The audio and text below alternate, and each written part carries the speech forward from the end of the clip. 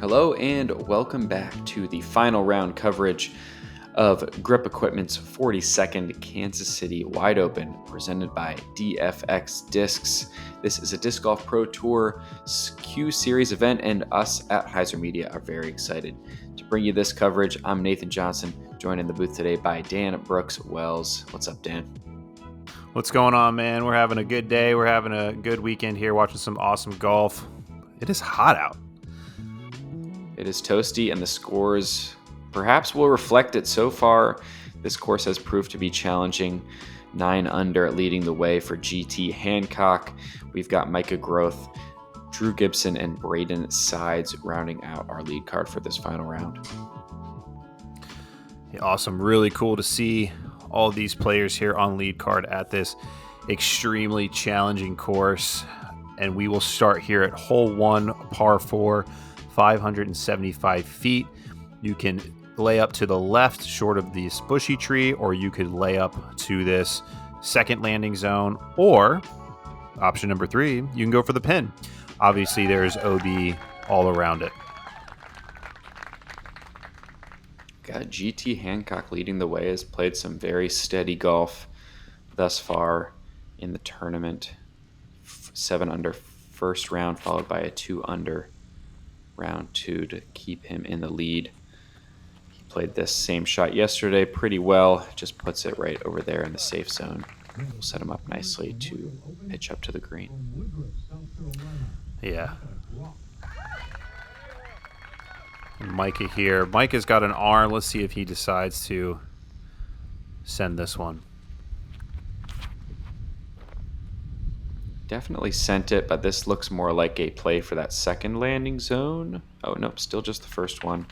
Might be a little bit pinched with that bushy tree, but should be fine. Speaking of arms, we got Drew Gibson on the card. Had a bit of an up and down year. I know he's been dealing with some injuries, but I'm sure he would love to take down this Q Series event. This might be a play for the green. Yeah, I would think so. I mean, he throws 600 flat ground, and this is downhill, so. Yeah, that is way up there. Probably in that 60, 70-foot range, pin high left. Yeah. Not sure if he's going to run that one, but it's definitely an easy 3 if he wants it to be. Yeah, we got Braeden sides rounding out the card, having a very solid year. His first full year on the Pro Tour. Sponsored by Castoplast. We'll see. I'm guessing this will be a layup over to the left as well. Very smooth backhand form. Yeah, looking like it. As long as it lands in the opening, it should be fine. Sometimes, even if you are cut off by that bush, you have like a spike hyzer into the basket, so. Should be able to figure something out. Micah, Groth up first. It was a little bit deep. That is a very common mistake you see players make with the OB lake in front of the basket and that downslope just behind. It's very difficult to stick this one close. Yeah, landing it soft is definitely the name of the game. That one might be close enough for Hancock to run. Yeah, so you see having to go with the step out forehand can be pretty dangerous, but that is very well thrown from sides. Has an uphill putt coming back. You see Drew straddling out here. Doesn't seem like he has much of a run at it, but shouldn't be a problem getting up and down. Yep, just pitches it up. Gonna have a nice stress-free tap in birdie to start his day, whereas these guys have some scary putts coming back uphill, the water close behind. Definitely not a putt you want to full send. Yeah, maybe if the wind is calm, but definitely challenging. I think that was lucky to stay in. Again, guys, the OB is like 5 to 10 feet away. Braeden's birdie putt just a bit low, and that is a unfortunate roll away. Gonna have an even longer putt at this point. So is this now it's for par? I mean, you're pretty much running it again, right? Or do you decide to just lay up? Yeah, takes his medicine, just pitches it up. It's tough to do. Probably the right play, but it's definitely tough to do. Yeah, especially starting the round 4 back at the lead. Having to give up a stroke early like that is, I'm sure it doesn't feel great, but he's got plenty of golf left to make some moves. Best to not start out with a huge number on hole 1.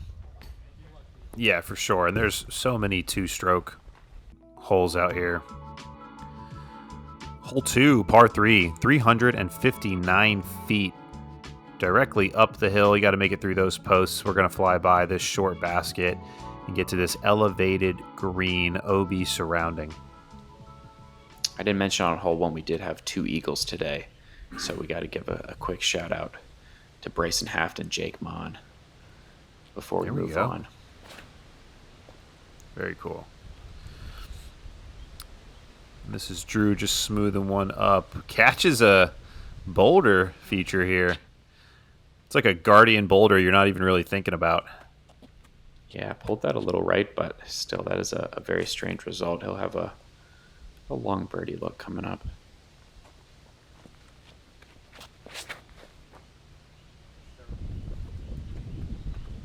Nice smooth release. Yeah, these players are really... Go ahead, Dan. Yeah, definitely, and that's all right. These players are looking to throw a fairway, probably something that has a little bit of turn to it, so it flips up this gap and rides straight instead of hyzering out quickly. Forehand definitely an option too. Micah with a nice little hyzer flip. I'm sure he would have liked to get a little more turn out of that one. Fades out a bit short right. Yeah, being 360 uphill, it probably plays, what do you think, more like 380 or 90 worth of power? Yeah, at least. It's definitely a full rip for these guys if you're going fairway driver. Because, there's no reason to come up short. Hard to go deep. That is a very nice shot from Braeden. Puts himself at the base of that rock feature, which is only about 25 feet away.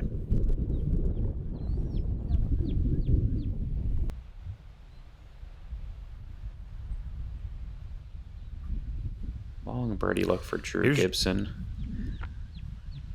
Wow. Yeah, kind of not messing with it. Yeah, I mean, with that right to left wind, if you put it up into that, the wind might have just taken it. You never know. Yeah, you got to respect the commitment early to the layup, and kind of pays off as Hancock is a bit off. He's still going to have a tester coming back. You can see by the flags. It's been windy all weekend, and that's not going to change today.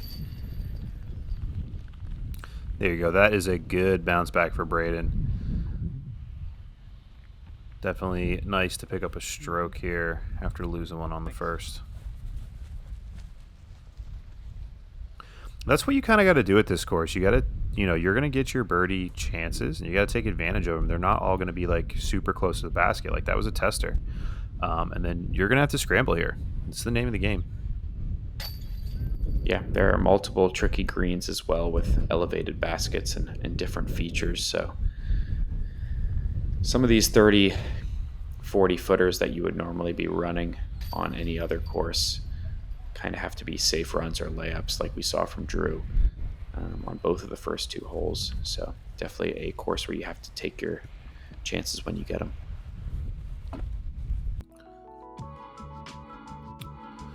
We're moving on to a tricky hole 3. This is a par 4, 605 feet. There's a window on the left, and then there's a straight window here as well. We've seen the roller play, we've seen the forehand and the backhand, all sorts to get to this landing zone, and then it's decision time whether you want to throw a big spike hyzer into this green or kind of fly one right at the basket.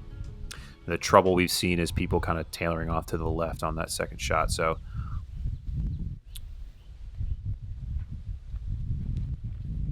looks like Braeden is going to opt for that forehand you mentioned, Dan, down the left-hand side, a little bit low, but is in the landing zone and will have a chance to go over from there. Maybe just going to play a little bit longer than he would normally like.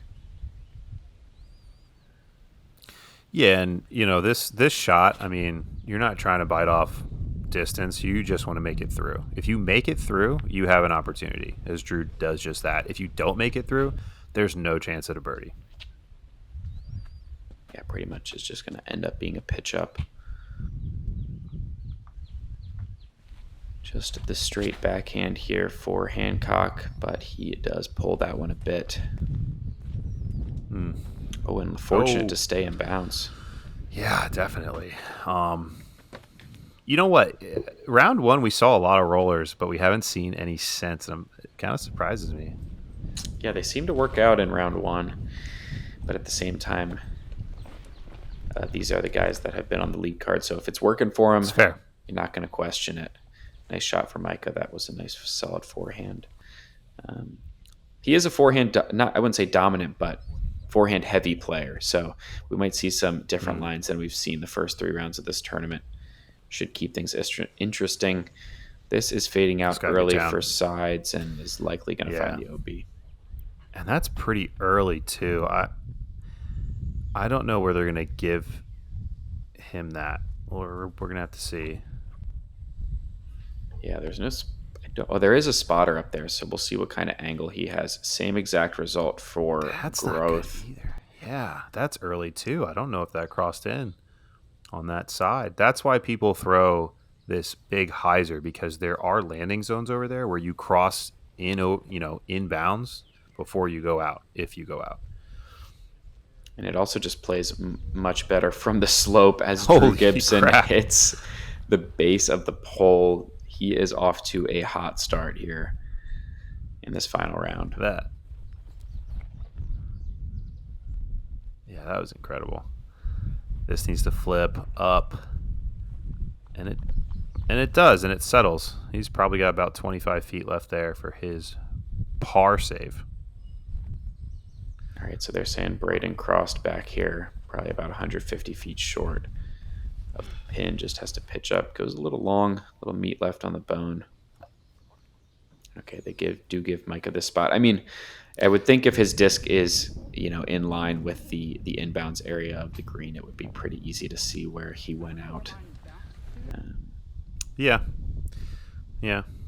I'm sure there were spotters there who saw, and I'm sure they made the right call.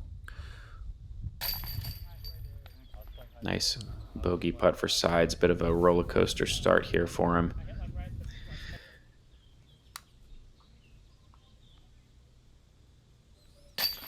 And you can see the wind. There's no wind to be found right now, but it was just blowing a little bit ago. So on and off gusty winds can kind of get into your head. It can change your pace of play. Like, oh, hurry, step up. It's not windy. These things are some of the stuff the players are thinking about.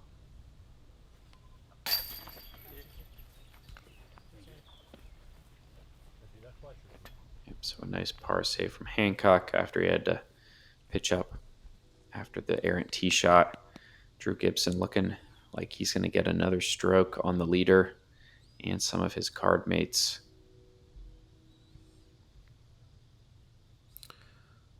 Yeah, what a reaction off the pole to get him that far away, though. Came in hot. Sneaks it in low left. And that'll put him one back at the lead.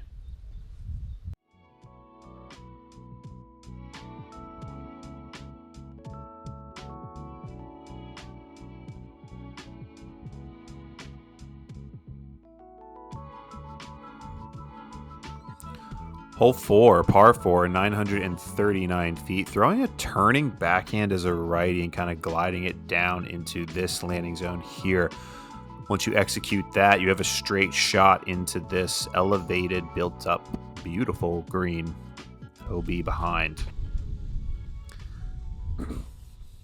Yeah, this is just a great hole. Very demanding placement shot off the tee. This is fading out for Drew. Yeah, that seemed a little high out of his hands. It's going to be safe, but that's kind of as far as you can be away from the pin with that type of shot. Although I'm wondering if maybe that's a play on purpose that he's doing there. Just because Drew does definitely have enough power to still get up and down from there. Doesn't necessarily need to push the right side off the tee. That's true. Whereas a shot like this from Hancock, he is trying to play down the fairway and now goes too far and pinches himself off from being able to get the birdie.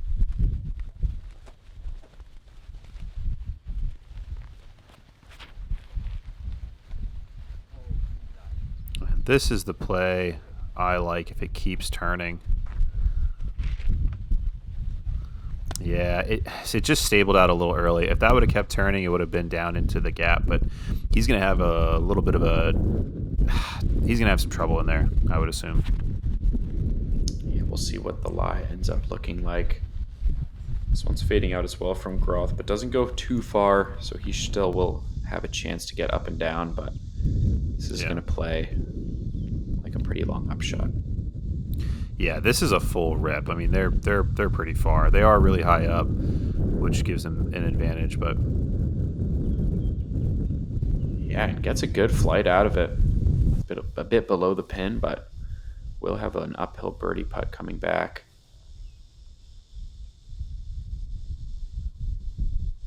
And Drew gets the benefit of having a little bit more of a hyzer into the basket, so more of a natural shot.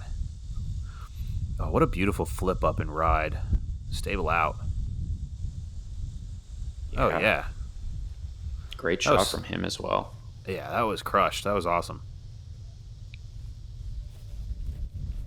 Yeah, so Hancock has to kind of go through this window here on the backside. Whoa. And he hits it well. Oh, what my a shot. Gosh, right next to Drew. That was incredible. I would venture to say none of these guys threw their drives how they wanted to, and so far all of them have executed these upshots really well. Braeden has to take an aggressive line as well, going high spike hyzer. And goes long. Oh my gosh. There's OB back there.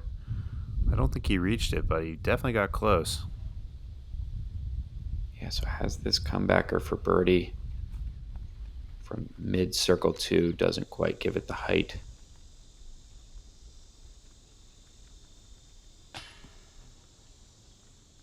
Same thing for Groth there. A little bit of a tailwind. Might have just dropped it at the last second. See, Hancock is also dealing with a little bit of a left to right for him. Maybe a little tail. Sit down. You hate to see that. Yeah, he's going to have a similar putt coming back as Drew Gibson, able to make the correction. Knocks that one down from just outside the circle for birdie. And he is off to a dream start. 3 down through 4. And unless Hancock can knock his putt down, he's going to have the solo lead.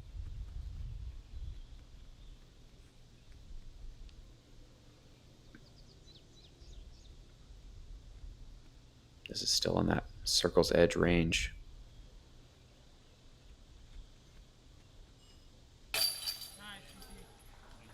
Boom.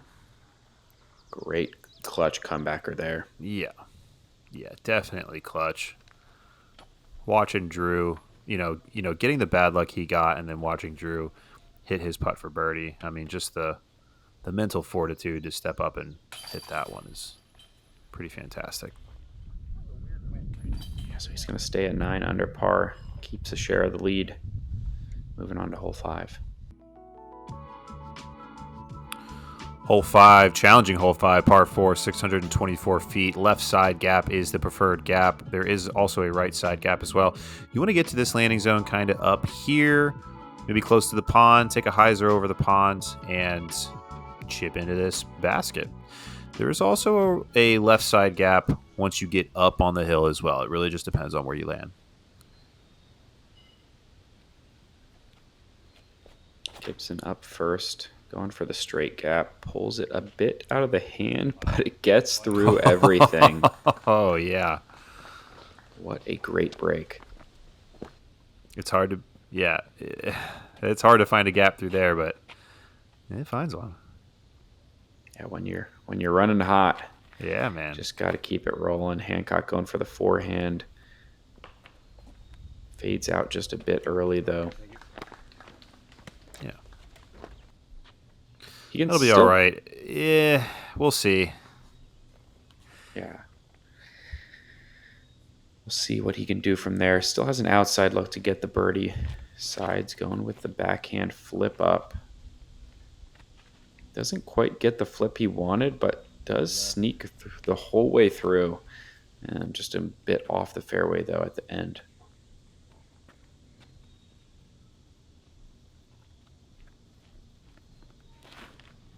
And as you were saying, Groth is a dominant forehand player. I would expect a dominant forehand player to throw it on this one. And maybe even the next shot, potentially. So that was buried. Braeden out of the rough and throws a great one. I think he went over the pond from there, which is just a wild line to throw. Yeah, Groth is deciding to take this left side. You got to be careful because if it kicks a tree and goes right, you can hit that pond. But it looks like he kicked and sat.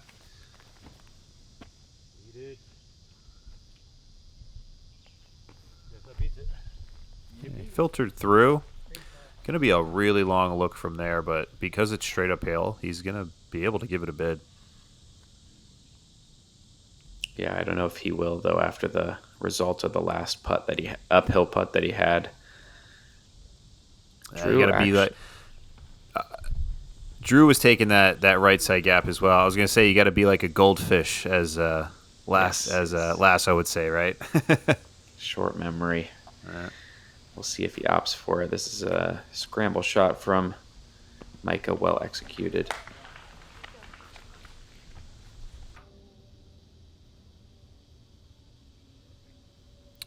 Long jump putt from Drew.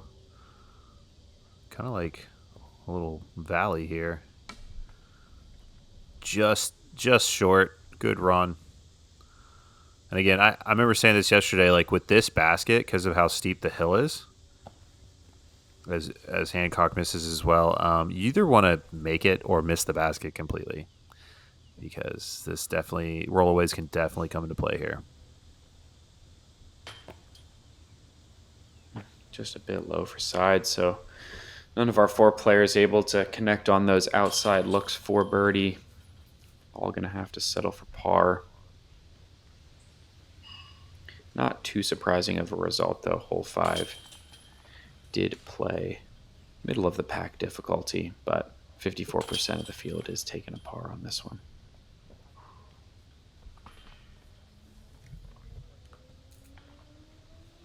Yeah, this is definitely a good par to take.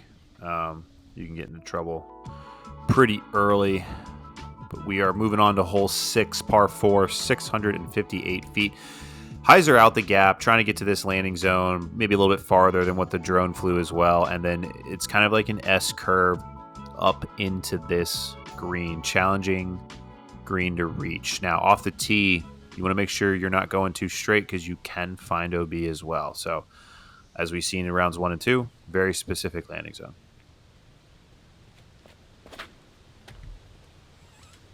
Gibson still has the box. Gets a very weird wind reaction, but still works out nicely. Might have to throw some sort of flex forehand or tricky flip-up shot because he's a bit short left of, I'm sure, what he would like.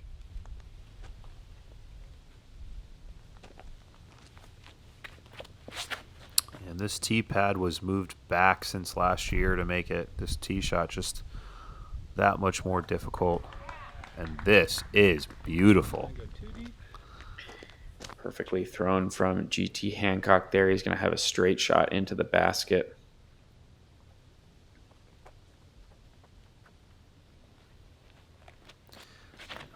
That's pretty much what these guys are looking to do. Yeah, that's going to be a tough scramble. Yeah, early release for sides going to be obviously not what he was looking for. Just a nice straight side out, little turnover sidearm from Groth. Wow. That's a nice shot. Very technical. Yeah. It works out well. I would say he's definitely forehand dominant after that. That was impressive. And you see Braeden has to just pitch up to the landing zone, and he still doesn't really find it. Yeah, trying to cut the corner here. Does execute the shot well, but it's still going to be well short of where he'd like to be to save the par. So probably a bogey coming up. This is not an easy upshot for Micah either. Actually, just going to pitch down to the bottom. Yeah, and if you don't have anything, I mean, like I said, like GT is kind of in the only position I'd say that can go for a birdie. And if you really don't have anything, you might as well lay up because you can get a lot of bad kicks into a lot of bad places. Yep, and Drew Gibson does that as well. Yeah. Yeah, can't put your drive in a much better spot than this. Looking straight at it, just maybe a little baby turnover. I mean, and another challenging thing about this shot is this, and GT does get over on this one a little bit too much, but I understand why he put that much turn on it, because the green slopes from right to left. So if you have something falling out of the sky right to left, it's going to just slip down the hill. Micah able to put the forehand on it to work against the hill.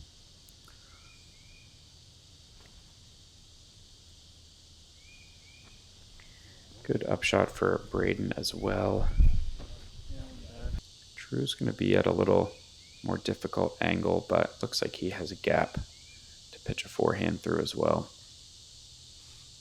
Yeah, he might put this one on a pretty steep angle. It just sits, and it does. Very well done.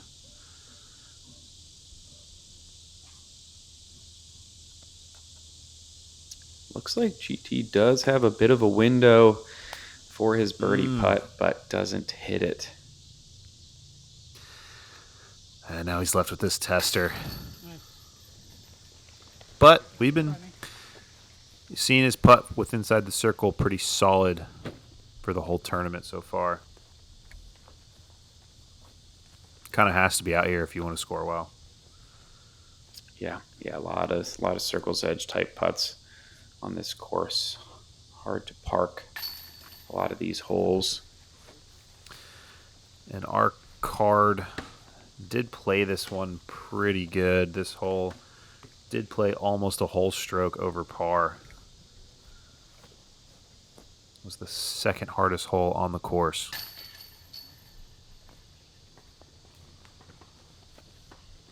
Yeah, it's a tough one. Just a very demanding tee shot to put yourself in the spot to get a birdie. And if you don't execute it, don't really have a choice.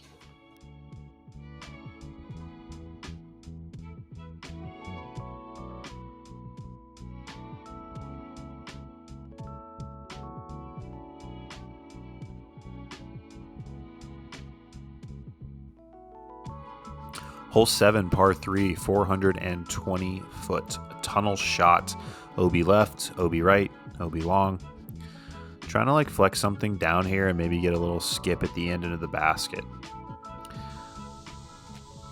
So I'd see a lot of guys take a fairway, maybe let it flip up a little bit. Try and keep it low so it doesn't, hyzer out and skip OB left. This is looking on a nice line from Drew. Just needs to get a little sneaky at the end, and it does. Finds his way up inside the circle. Yeah, if you can get that little bit of drift to the right, about halfway down the fairway, that is the ideal line to take. We saw Hancock throw this shot perfectly in round 2. This one doesn't quite get enough flip. There is out of bounds over there. Looks like he was fortunate enough to stay in. Yeah, there's like a wall of trees to get through. It's kind of like if it pokes through, it pokes through. If it doesn't, lucky you. This is a good shot here. Probably just outside the circle for his 2. You'll take that the majority of the time.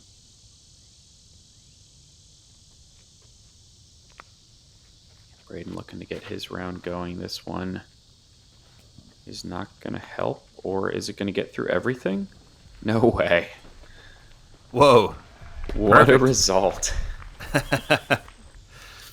That's the line. There it is. Yeah, I guess so. That's the local route, Dan. Your insider sources forgot to tell us about that one. It did. Maybe that's just the break he needs to get his round going. Oh, and that is not good for Hancock. No. Now he has this for par. No, he's got that like little skinny tree in his way. Tough to get around, or he's going to go inside of it. Sit down. Yeah, he went inside of it, which means he had to basically rocket it, and he's going to have like a 25-foot comebacker to save his bogey. Micah's birdie putt from pin high left, just a bit low, hits the cage. So Drew for birdie, get himself to 10 under par. 4 under through 7 is good. What a start. Yeah, absolutely fantastic. Definitely the best start we have seen so far, for sure. Again, Hancock, seeing Drew, getting the bird, knowing this one is to only lose 2 strokes to him on this hole. Yeah, going to be his first non-par of the round.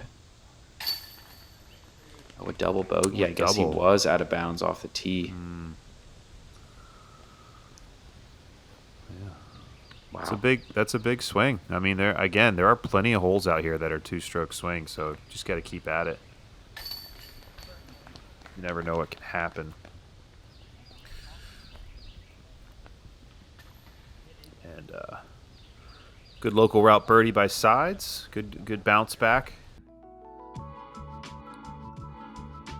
Walking on over here to hole 8, par 4, 756 feet. Kind of a low ceiling for how high you want to get up on this hill. Once you do, you got basically a blind shot into this pin. OB on the right side, which we've seen come into play. And this is a pretty protected green on the left and right side. So goal number 1, get out the gap with a little bit of turn potentially and try and keep it high and gliding. You want to push that ceiling as much as possible.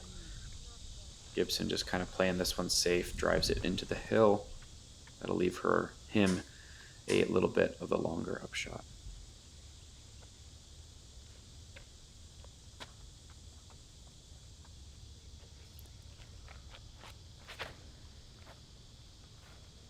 Yeah, this is looking good from Sides. Just missing the right side trees. Getting out the gap and up the hill just a bit. Make it a little bit easier for him. Yeah, not surprising to see Micah go with the forehand. It definitely shapes this hole better. Yeah, and there's a good amount of shots here that are like tunnel shots out the gap, and it, for people who do throw forehands, as well as I do that being able to look at your gap the entire time just feels better. Oh yeah, 100%. This one is also pushing that ceiling nicely. Gets through for Hancock and sets him up in a good spot.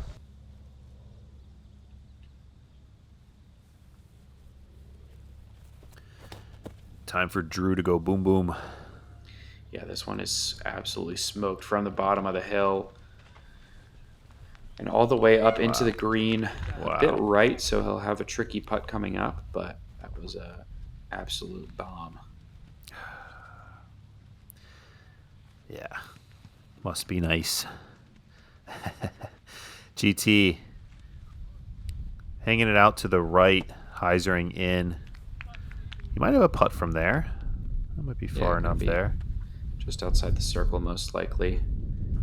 Definitely the mistake you want to make is coming up a bit short left. If anything, the OB on the right-hand side does continue, and if you never come back in, it can be a tough spot. This is the same thing. A little more exaggerated from Micah. Yeah, he's going to have to throw to get up and down from where he's at. The wind can obviously make that tricky. You can kind of see that green to the left of that small tree, the green tree. That's where the basket is. That's where they're supposed to be aiming. Sides hanging it out over the OB, testing it out, and comes up in a good spot to run his birdie putt. Yeah, out of his hand, I was a little worried that was too wide, but played it well. It's going to be rewarded with this. It's going to be Hancock up first, actually. Probably 45 feet or so.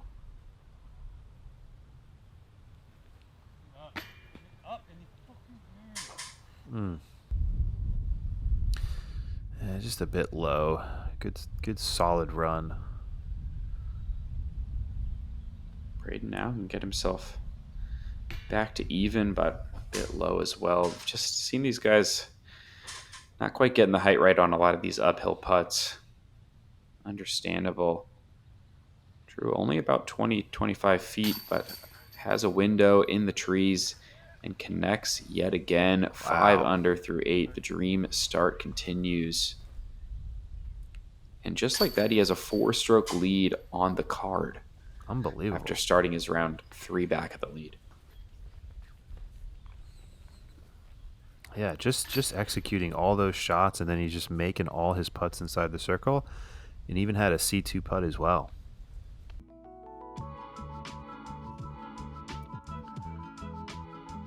Hole 9, 268-foot par 3. High or a low ceiling and high ground, so it's a very specific height to hit. We don't get much of a skip off this grass, so you want to try and air it inside the circle.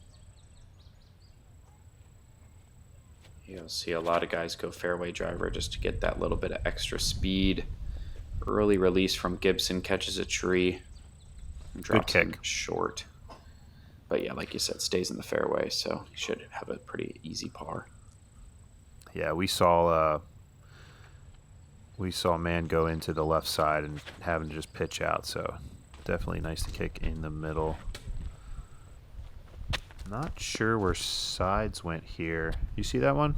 I think he pulled it right again. That's kind of been his miss all round. Just a little holding on to the disc a little too long. We'll see how far in it kicked. Micah's been loving this. Oh, what a kick off the tree. The flip up forehand. Not the release he wanted, but pays off. Got to go give that tree a hug after he walks up the fairway.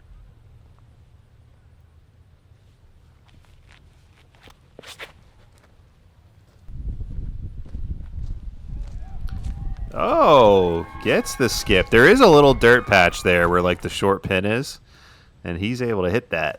That was pretty perfect.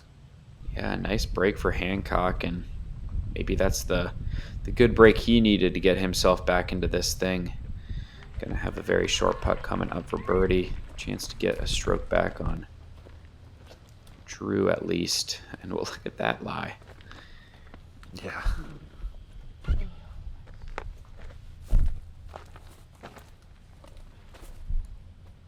So just takes it underneath, no penalty for that. We'll have a short pitch up. Let's get up and down for his par. Yeah, I'd say fortunate to have that big of a gap on that right side, but he does take advantage and executes it.